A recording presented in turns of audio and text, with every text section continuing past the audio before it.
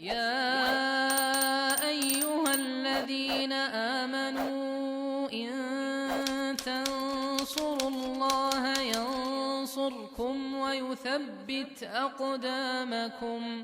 Al-Anwar menemani ibadahmu, juga hijrahmu.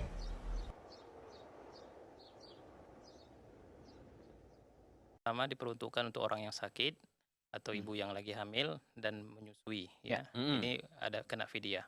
Iya. Nah, kalau untuk orang yang sakit itu ada 3 kategorinya.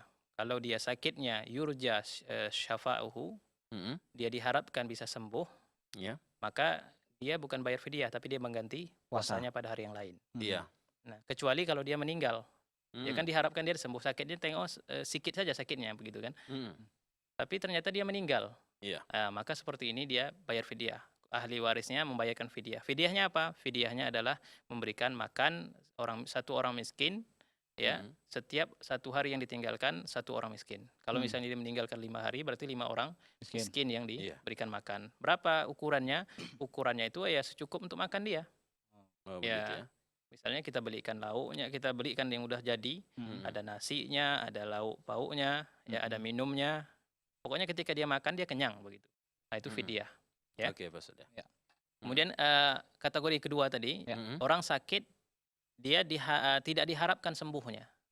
Iya. Misalnya udah tua gitu kan, Udah tua ya. tidak diharapkan sembuhnya. Maka yang seperti ini langsung dibayarkan fidyahnya. Berapa? Misalnya kita punya nenek sudah Iya. 70 tahun tak sanggup lagi puasa, Mm. maka kita bayarkan fidyah untuk orang tua kita itu. Langsung. Oke, Langsung begitu ya. Dan tidak perlu Alhamdulillah. diganti puasanya. Oh, Oke, alhamdulillah.